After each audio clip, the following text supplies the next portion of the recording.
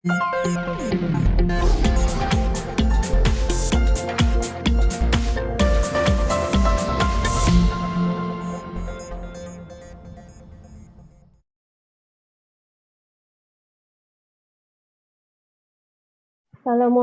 and good morning to everyone. Hope everyone is well and keeping safe. So we take care of each other, yeah? And welcome to today's webinar, NextGen Series organized by BinaPavo and by SUNWAY University. I am Siti Khadijah, the moderator for this webinar session. Our topic for today is the impact of family strategic planning on the business and next-gen development. Today, we are happy to share with you a session with the Gen 2 siblings family business of Prima Alam Technologies in Berhad. I'm sure the participants here are eager to find out on their experiences and efforts in developing their family strategic plan and also the governance systems to ensure their business continuity and family legacy for future generation. Before we go to the details, let me briefly introduce you to our speaker and guest for today. I would like to welcome Dr. Leilanie Mohd Nor. She is the CEO of BinaPavo. And our second guest is Dr. Shahnaz Tahsen from SUNWAY University. Dr. Mohar Yusof and Puan Yasmin Yusof from Prima Alam Technologies in Berhad. Welcome everyone. Thank you. Thank you, Siti. Thank you very much. Thank you.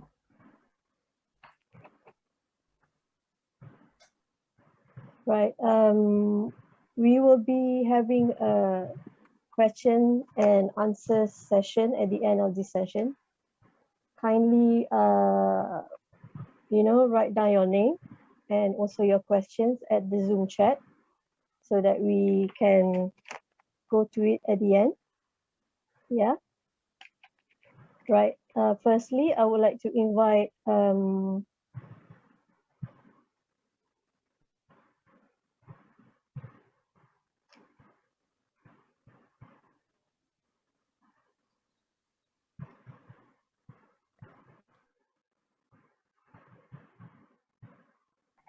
I think Siti is frozen. So I think what she meant to say was she would like to invite Dr. Shahnaz to do the welcoming. Okay, right.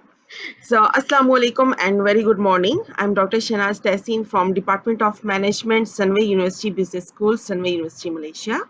On behalf of SUNWAY University Business School and Department of Management, I would like to welcome and thank to all our guest speakers and moderator. It is a great honor for us having you all here in this webinar. We are grateful to you for your time for conducting this webinar for SUNWAY students. Our students are keen to learn about latest issues, challenges, and strategies of Malaysian family businesses and family businesses around the globe. And without any further delay, I would like to invite you all to proceed with this webinar. Thank you. Thank you, Dr. Shahnaz. Right, I would like to invite Dr. Leilanie Mohd Nor to share her views on the fact in developing a strategic planning on the business and next-gen development. And let's hear how Dr. Leilanie, how BinaPavo can facilitate and assist this family business. Thank you.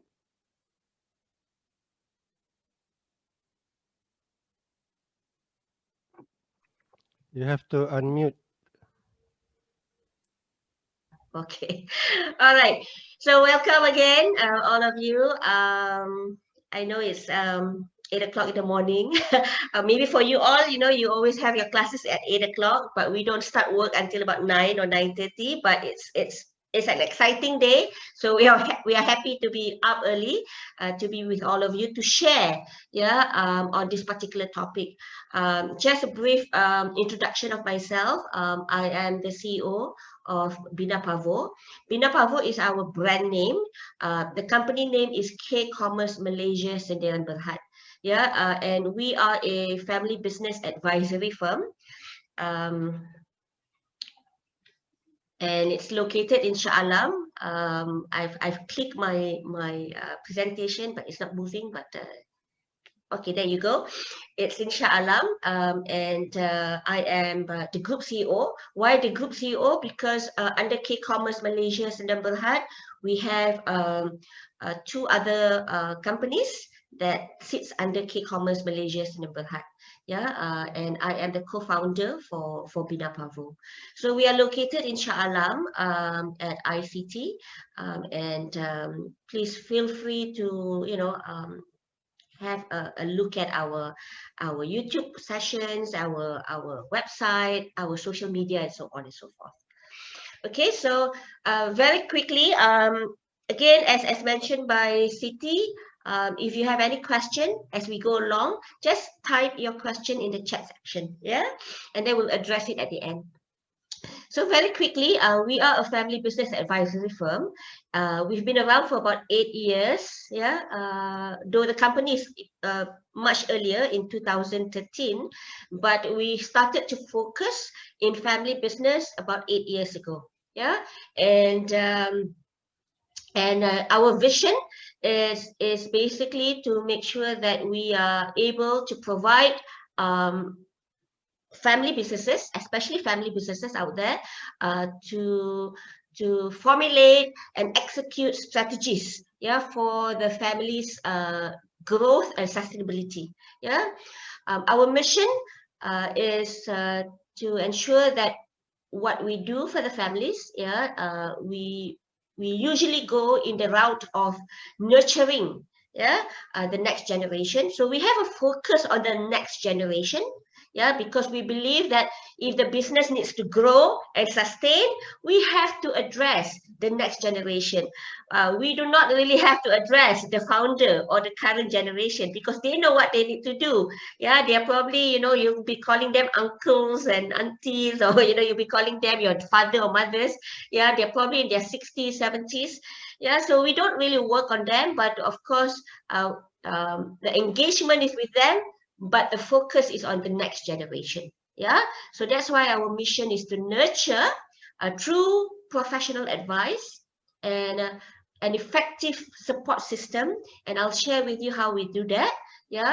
And all this is based on trust, honesty, ethical conduct, because we have to do this because we are dealing with the family's wealth, massive wealth, assets, the business health, because there is a term called business health, and also familyness. That's another term in family business where we term it as familyness. So familyness is how the family comes together, in terms of communication, how they come together in terms of decision making, how they come together as a network within the community. So there's a few elements of familyness, so we work around that, right? Okay, so these are our trainers, our consultants, and some of our specialists. And you could see that we have a skew towards Sharia and also Islamic estate planning. And why we have that skew? Because we realize that there is a big gap when it comes to advisory to especially Muslim family businesses. Yeah, but we do also have non-Muslim clients. So we do have wealth advisory or financial planning specialists, yeah, who would be able to also address the non-Muslim concerns, right? So let's before I go into how we do strategic planning for the family, yeah, let me just give you an overview of family business globally, yeah. Right, so these are some of the names, the brand names that you are all very familiar with, yeah. Almost everybody is using a Samsung phone, or if not a Samsung phone, you're using probably a Samsung TV or something like that, yeah. We've all been to Genting, right? Okay. Huawei is very strong now in Malaysia. They are based out of China. Yeah. Some cars that we import from India are from Tata. Yeah. And then moving forward, as we go to Africa, you could see some other companies there, Bidco, Remco. Maybe you're not so familiar with it, but these are large family businesses. Up in Europe, you have IKEA, you have a BMW if you're driving one, yeah. And if you're flying, you can use, fly via Virgin Air, yeah. And as we move towards in America, a very common brand that we use every day, Johnson & Johnson, yeah. You may know Walmart, yeah, and so on and so forth. Yeah, so these are just an example of family businesses worldwide. But if we come over to Malaysia, I bring you back to Malaysia. That was a quick tour of the world. Yeah, we come back to Malaysia.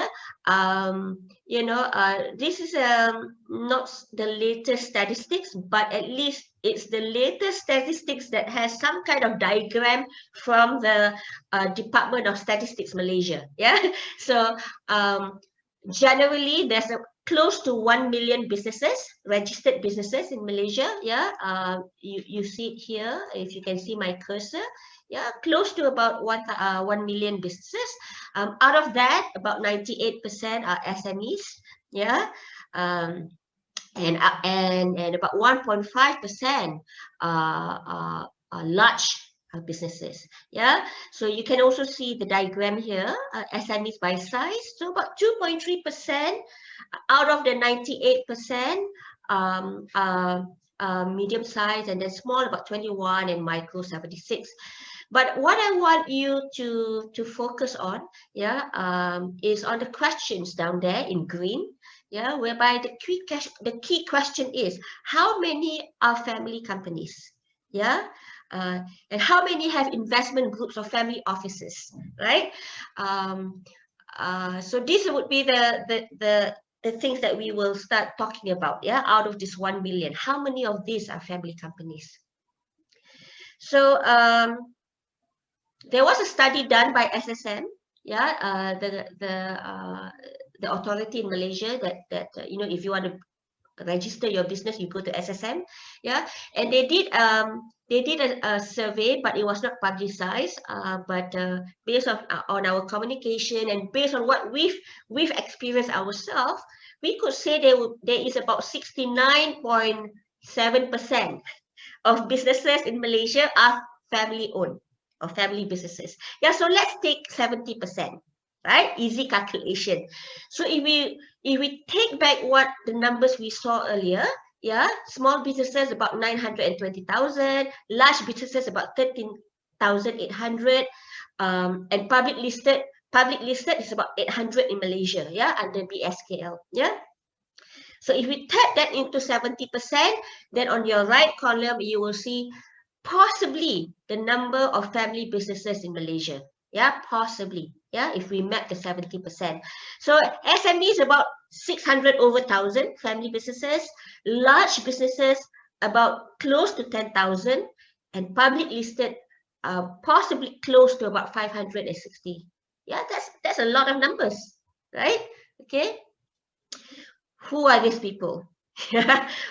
So these are some of the faces of family businesses owners, right? I put there up there, that's Tan Sri Dr. Jeffrey Chia. Yeah, Sunway Group is a family business. Yeah, Top Glove is a family business. Berjaya, IOI, M-Bank. Yeah, hang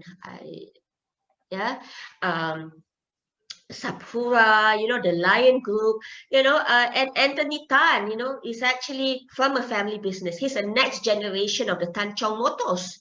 Yeah. And that's why if you notice a lot of cars where they lease out Grab cars to drivers, right? It's a Nissan car. Yeah, because the parent company is Tan Chong. Yeah. And then we have Morfas in Penchala Ling, just opposite of the curve. We have Dato' Husamuddin from Karangkraf, that he's based in Shah Alam. They are the largest printers in Malaysia.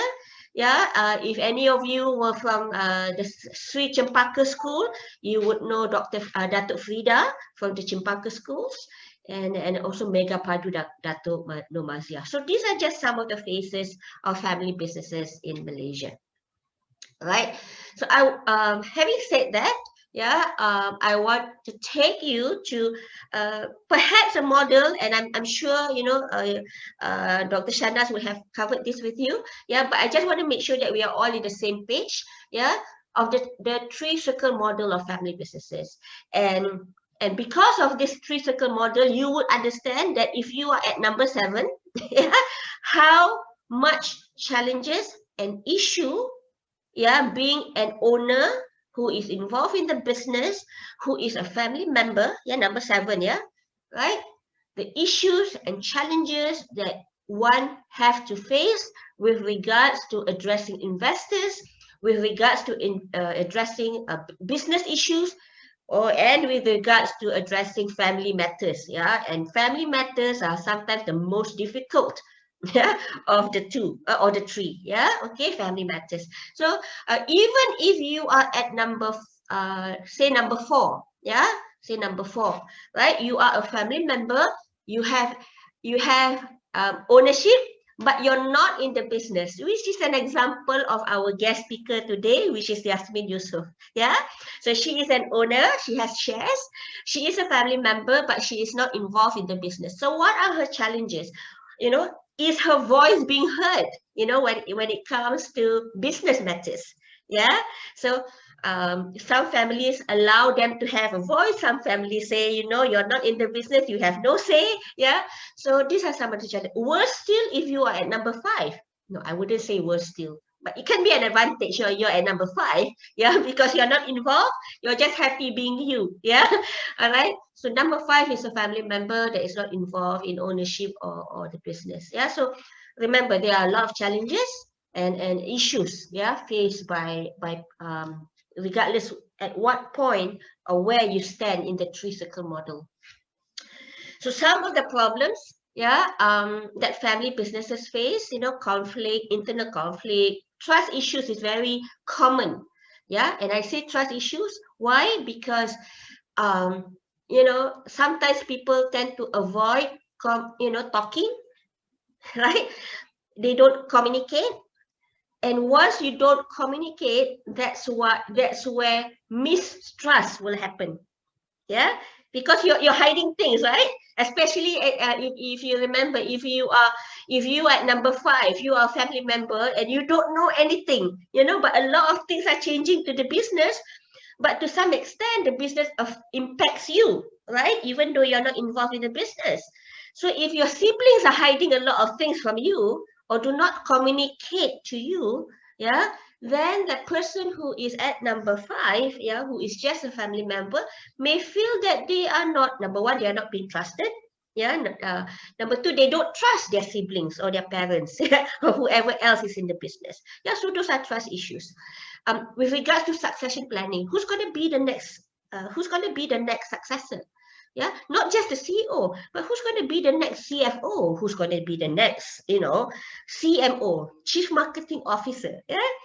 We have to look into succession planning. And then wealth management. How do we manage wealth moving forward, especially when the current founder has passed on? What planning should you do before the founder or the current gen pass on? How do you distribute or preserve wealth? at a point of death, it does not mean that some families do not just want to distribute. Yeah, some families wants to preserve wealth, so there is a mechanism for it. And then what we really focus on, in what we do is developing next generation leaders. Why? Because if we develop them well, then we would be able to mitigate the risks that we see here, right? In moving forward to ensure the family business sustainability. But just very quickly, as you see the pie chart on top there, yeah, just imagine in a pie chart, there are 10 companies, yeah? So 70% of companies will fail in the first 5 years, yeah, and only 3 will move on, yeah, will move on to the second generation, yeah, only 3, yeah, meaning only 30%. In the second pie chart, yeah, out of that 30% or out of that 3 families, yeah, family businesses, only 12% will make on, yeah, to the next generation, right? So that means the third generation, you'll only be left with 1 if it's out of 10, right? And then what goes on to the fourth generation is only 4% out of the 12%, right? So that is why a lot of family businesses will fail or disappear in the third generation. Yeah, the Chinese have a saying that, the first generation will make the wealth, the second generation will preserve the wealth, the third generation will disintegrate the wealth. Yeah, so and the research shows that. Yeah, and it's not just a Chinese, happens in the Chinese community. As per the saying, it happens everywhere. Yeah, right? It happens everywhere. So if we don't mitigate, if we don't address these challenges, then the family businesses would not even see a second generation in the family business. Yeah, all right. But what we want is for the business to continue for generations to come. So with this solution, with these problems or the issues that you see, how we at BinaPavo handle all this? Yeah, what is the solution? So we call it the BinaPavo 4 pillars framework. Yeah, 4 pillars. Why? Because we always believe in development of the next generation. Yeah, because if you want to continue on, you have got to work with the next gen. We will then help the family business to work on the succession planning, which is the second pillar. And then we will then educate the families towards how they manage their wealth or that pillar of investment. Yeah, and then finally on tax planning, right? So if we look at the red boxes are the services that we do for families. You see the brown boxes are for business. So we don't really touch on the business aspect, right? But we do have clients that want us to do a business strategic plan. Yeah, but we don't focus on that. They want us to help, we'll help. Yeah. We do conduct training for the businesses, but not our core. So our core is the red boxes on the family. The focus is on the family. So we help the first box in the development pillar. You see that strategic planning for the family. Yeah, so we help to do look into leadership, stewardship. We help to do a family council. I'll explain to you later. We help to do the training and coaching for next gen. Under succession, we help with family governance, of which we call it a family constitution. You can build a trust, do a trust or foundation. The Muslim families would consider, hibah, as an estate planning. The non-Muslim may consider will, yeah, and so on and so forth. And then under philanthropic and charity, there is such thing as endowment. Yeah, SUNWAY, for example, has a lot of endowment and philanthropic work that is being done by SUNWAY Group. Yeah, you have a SUNWAY Education Foundation. Yeah, that's part of what they are doing. So you have that foundation under family governance. Yeah, you can have also donation and whatnot. These are all under philanthropic and charity and so on. Yeah, so I'm not going to dwell too much, but at least you see our 4 pillars. Yeah, so the focus today, I'm going to just focus on this circle that you see here on development and succession. Yeah, so our key service to our clients, yeah, is on what we call the family strategic plan. Why families needs to have this? supplementing their business strategic plan. Yeah, why families needs to have this? Because you want to preserve family capital. Now, family capital, you talk about capital with regards to money. You talk about capital with regards to assets and all that. But in family businesses, each individual is a capital. Each individual brings good to the business. So we have to make sure we know how to leverage on each family, because each family member is a capital, right? Preserve shareholding value. Yeah, so we have to make sure that the shares are doing good, even though it's not in the stock market, but at least the business is, has value. Maintain harmony. Yeah, why? Because if you start quarreling, then you can't even make simple decisions, such as, are we having dinner at mother and father's house? Yeah, as simple as that. What more when you have to make a decision whether or not to invest, to build a condominium, beside SUNWAY University, if you can't make simple decision. So you have to maintain that harmony. And now the fourth one is to imbue family values. Yeah, in order to have harmony, you must have good core values embedded in the family, right? So how we do this? Yeah, we have what we call the family enterprise system. Yeah, so on your left is where the family sits.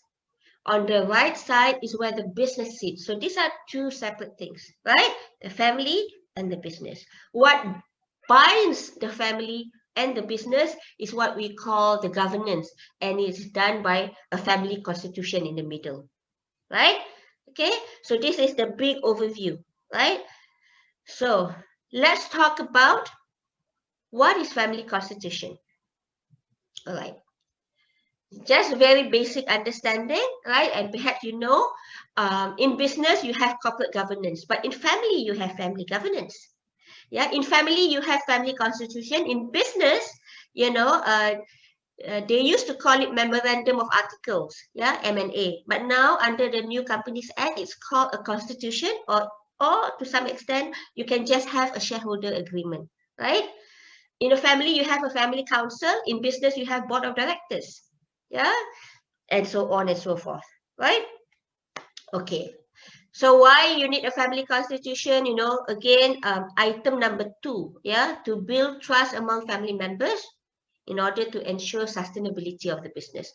And bullet number 1, so that everyone have their say. Especially if you remember that person that sits under number 5, they need to have their say. In a controlled environment. Controlled meaning you want to say something, say your piece, something that is involve you and the business and the ownership, even though you do not have any shares or you're not involved in the business.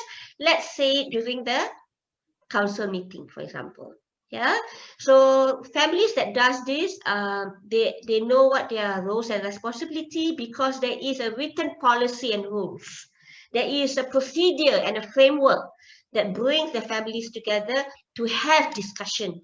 All right. This is just an example, a case. I know this is a European case, but later on when you speak to Mohar and also and Yasmin, you will have a Malaysian case, and I'll share with you how we also deal with our clients. This is just an example that they decided to do the family constitution, not too much in the beginning, but they started in their 3rd generation. And they make sure that they bring in those in their early 20s to start being involved. So in what we do, when we help our clients to draft their family constitution and also set up the family council, the members of the family council, we usually encourage those above 21 years old. If you're not, if you're less than 21 years old, then you are a family member that is involved in activities. But if you're above 21, then you are part of the family council.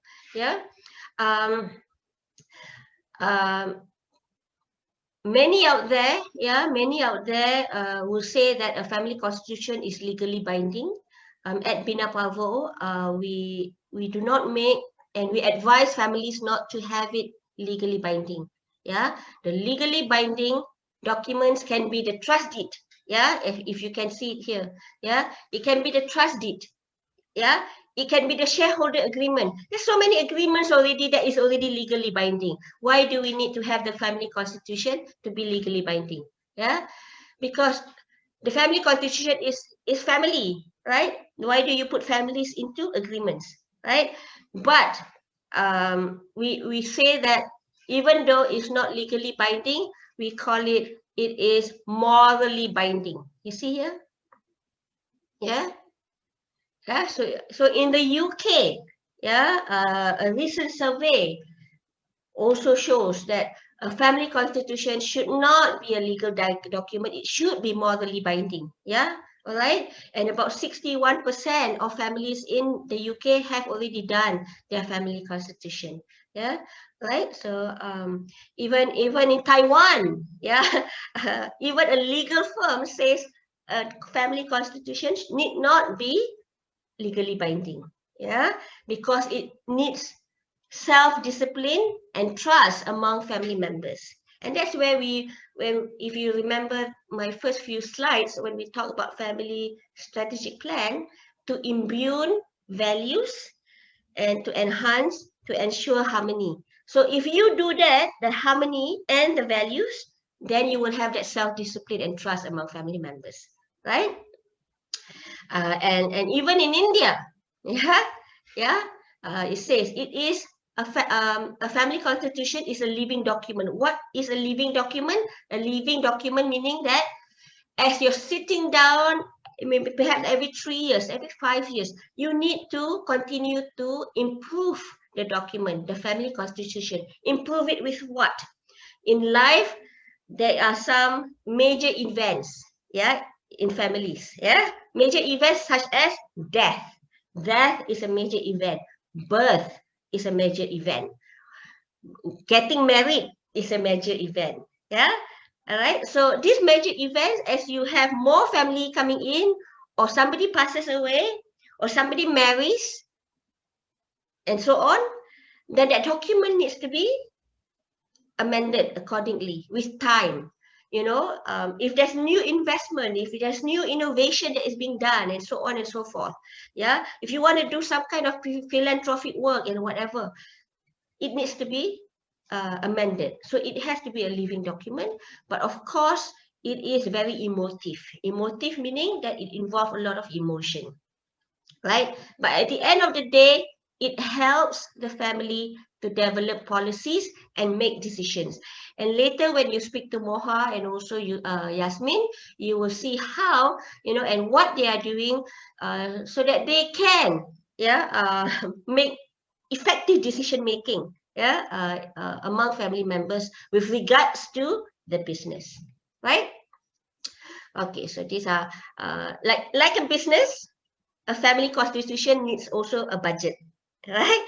Why? Because in a family constitution, we may have funds for the family members to go and pursue their education, funds for philanthropic work, funds for family day. In what we do, we advise families to have once a year family trip. Everybody goes on it, so there must be a budget, right? We suggest that the family council meets twice a year. There must be a budget. You cannot just have a meeting, right? You have to sit down and talk and have some kind of food, because food will bind people together, right? Okay. So even when we go and meet our clients, we always bring food, because we believe, food will bring people together, right? Okay. So like I mentioned, the family council meetings, happens once a year, twice a year. The family trip, here family meeting or assembly or family trip is probably once a year, right? With regards to the shareholder meeting, can also be done once a year, right? And this involves not just family members but other shareholders, right? Okay, now let's look at family council. Yeah, just now I spoke about the family constitution, the document. Yeah, now that we have the document, what does the family council needs to do? Yeah, what does the members needs to do? Right, like in the business, is board of directors, what are they supposed to do? In the business, in the family council, what are they supposed to do? Yeah, so as I mentioned earlier, a family council have a chair, yeah, that chairs the meeting. Usually the chair is not the CEO of the business, usually, and we do not recommend that to our clients as well. We cannot have the council chair and the CEO to be the same person, yeah, because then it will be one-sided, it will be lopsided. Then the voices of the family council cannot be heard, yeah, or not being heard properly, yeah, and then and also there is no synergistic between the business and the family, right? So usually the chair of the family council is someone that the family looks up to, yeah. We have one client, the younger sister is the CEO and the managing director of the business, yeah, the younger sister, yeah. But the eldest, no, the second sister, yeah, it's 3 girls, yeah. So the second sister is the chair to the family council, yeah. She's not very much involved in the business, the second sister, yeah. She's working elsewhere. She's not working in the family business, but she comes in and check the accounts of the business. So we have suggested that she becomes the chair. So we are now helping her, yeah, to take on the role of being the chair of the family council, yeah. All right. So together with her younger sister, who is the CEO of the business, they will then work together to make sure that the left side, the family, and the right side business is in harmony, yeah, through the family constitution. So what is a family council? Yeah, basically the council will be transmitting. Remember we say communicating is important. If you can see at the bottom of my slides here, yeah, we have a tagline. We say communication, cohesion, continuity. That's BinaPavo 3 taglines, yeah. Communication, cohesion, continuity. So we must always start with encouraging communication. When families communicate, then they will be together. Cohesion. When they are together, when there is cohesiveness, then only the business and the family can continue and can have sustainability, hence continuity. So this is what we call our 3 C's. Yeah. So the family council is to transmit, to communicate family values, vision, and culture, which is documented in the family constitution, right? It is also to celebrate the family's achievement, tradition, history. So this is where we talk about how do you continue to preserve and to share the philosophy and the story of the family. Yeah, what our great grandfather did, or how he came and started the business, and how he treated his employees, how he was loved by the employees, what kind of investment and whatever they did. All these are family achievement. Yeah, or the next generation who all went to SUNWAY University and earned a very good degree, yeah, and managed to secure jobs, and some are working with the family business. These are family achievement, and it needs to be celebrated and encouraged through the family council, yeah, by fostering family inclusivity and activities. Hence, always include making sure that the next generation are involved, yeah, family inclusivity, yeah. It looks into the family long-term plan, because some of you are business students, and you know that it's very important in the business to have a long-term plan. The family needs to also have a long-term plan, right, on how to manage the business, right? But at the end of the day, it's how the family should bond together, socialize together, and have fun together. So how you eat together, have fun together. This needs to be done through the activities done by the family council, right? So other areas under family council is on education and development. Yeah, hence in the document, there is a clause on education and development. Family council also handles areas with regards to relationship with the business. It also touches on decision making and leadership. Yeah, who makes what decision? Yeah, in an event that the business wants to do an investment, who makes that decision? Is it the board of directors, or is it the family council, or is it the investment committee in the family council? Right? Okay, so who makes that decision? So this needs to be discussed. Yeah, and also certainly family ownership. Who gets what percentage of, you know, the wealth? What percentage of the dividend is given to family members? Which family members gets the dividend or deserve the dividend? Up to which generation? Should it involve spouses? Should it involve all the children, cousins, whatever, whatnot? Yeah. So, you know, these are some of the decisions and also family ownership that is being discussed in the family council.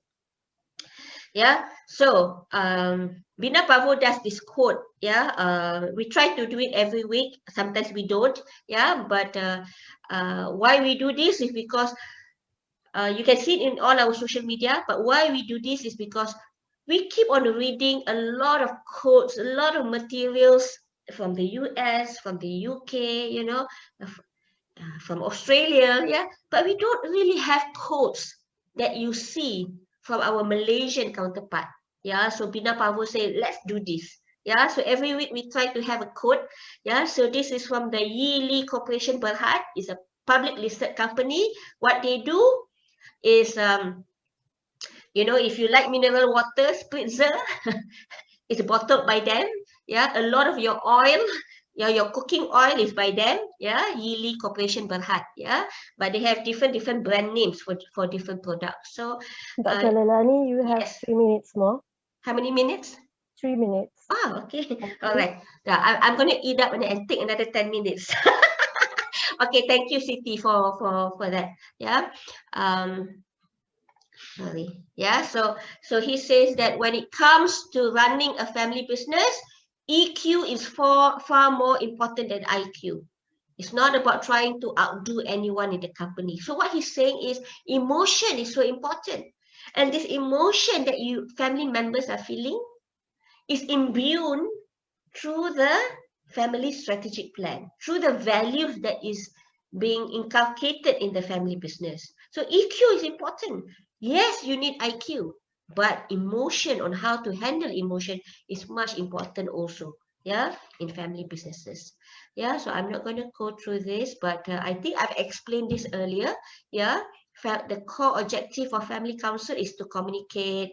Yeah, to have somebody who is responsible as a steward. Yeah, bullet number 2, steward meaning somebody who takes on that baton to take care of the next generation. Yeah, all right. To foster family relationship, yeah, and so on. And the last bullet here, so that the family comes as one voice and not all these noises that you hear. And sometimes even non-family businesses, even at your dinner table, if you're not in a family business, there's a lot of voices, right? Mother saying this, father saying this, sister saying that, yeah? A lot of voices. But how do we make it one voice, especially in business? So that is the purpose of family council, yeah? We have also what we call Dr. Lay answers. Again, we try to address questions. So this is talking about, you know, a question by a second generation, yeah, a next gen, saying that how do you know if the next generation is interested to work in the family business when the founder is too vocal about his children not being interested to be involved in family business, right? And I hear this a lot also through what we do. A lot of the founders that we sit down with, my son is not interested. My daughter, she's, you know, she wants to get married and she has migrated somewhere, you know, and so on and so on. So they keep on making assumption that the children are not interested. But bear in mind that this question comes from a next gen, not from the founder himself. Yeah.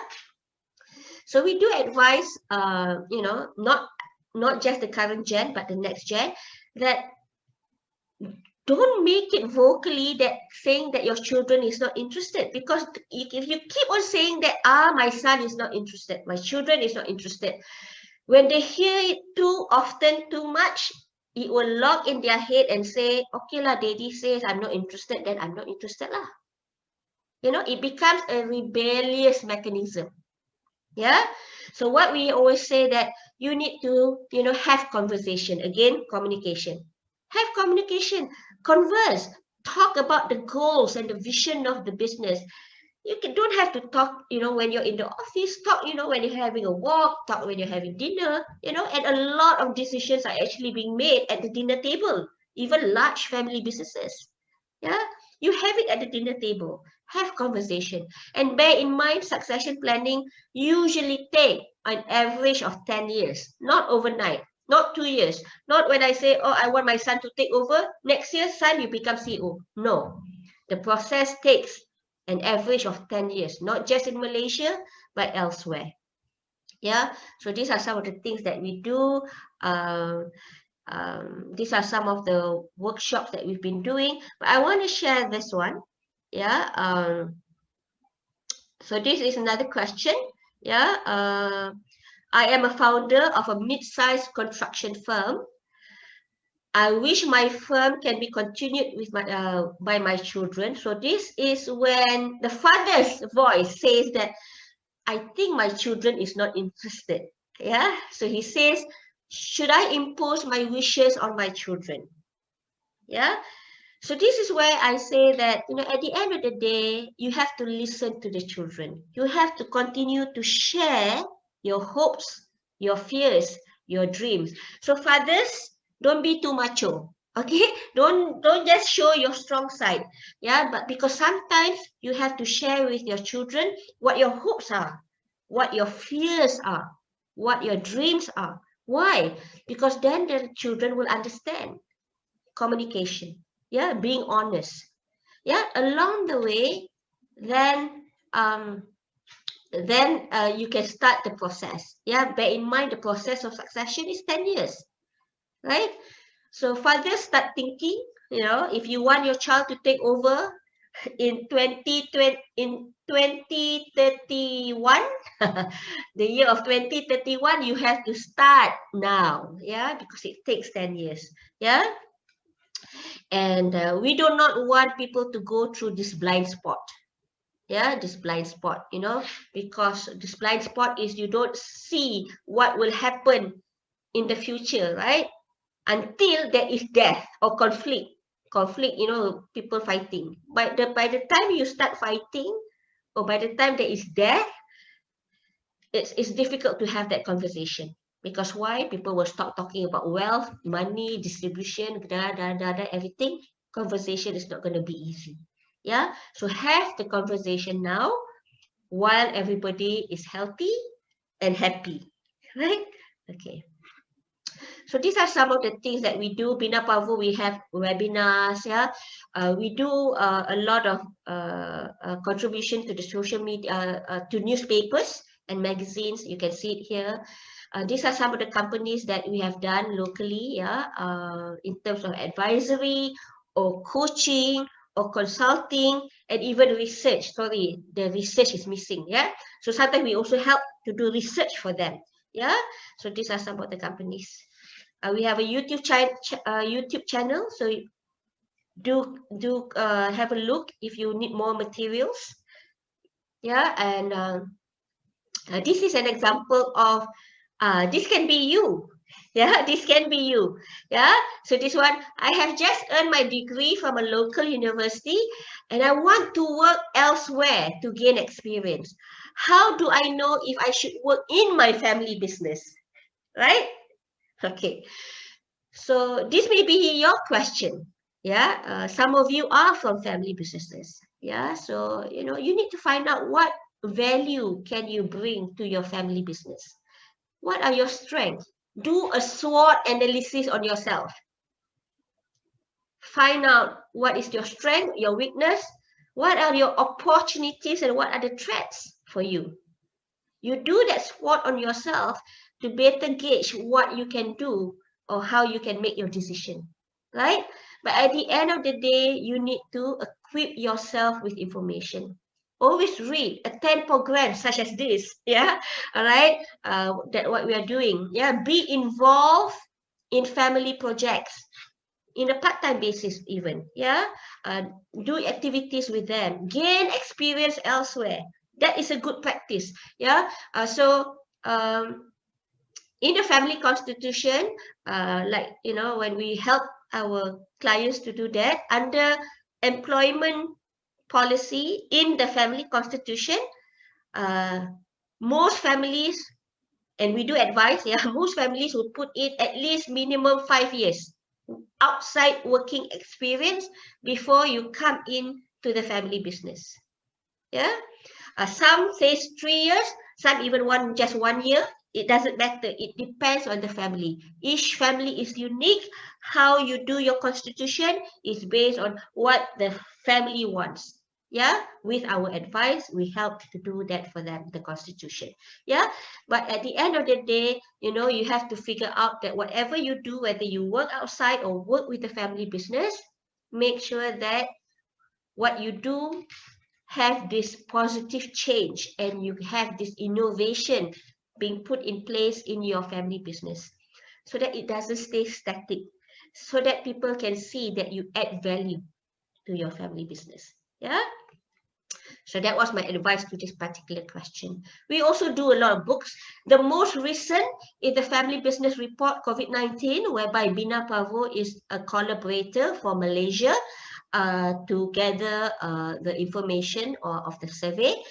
So there is a report, a country benchmarking data for Malaysia. You can easily Google it, or you can go to KPMG website, yeah, or the STEP project website, yeah. And you can find the data on Malaysia. I'm not going to share so much on this. It's on the internet, and I believe a friend of mine, Silvana, who is also, I believe, is on the webinar right now. She has spoken a bit about the report. So please have a look at the report and find out more about it. Yeah. In the words of Tan Sri Datuk Sri Dr. Jeffrey Chia, yeah, of Sunway Group. As you make your way through life's journey, I hope you will do so with integrity as your guide, humility as your virtue, and the pursuit of excellence as your choice. That's his quote, which we published, I think, about a year ago. All right, and I quickly had to find this one and make sure that I have this as the closing for my presentation today. Right? So thank you for that. This is our social media. Please feel free to engage with us. Yeah, we are everywhere, right? And you know, questions. If you have questions, please put it in the chat section, because I think we are only taking questions at the end of the session. Okay, so with that, thank you so much for your kind attention. I hope I've managed to share a little bit of what we do and how we engage with our clients, yeah, in Malaysia. All right, thank you so much. On to you, Siti. Thank you, Dr. Leilanie. It was a very powerful input.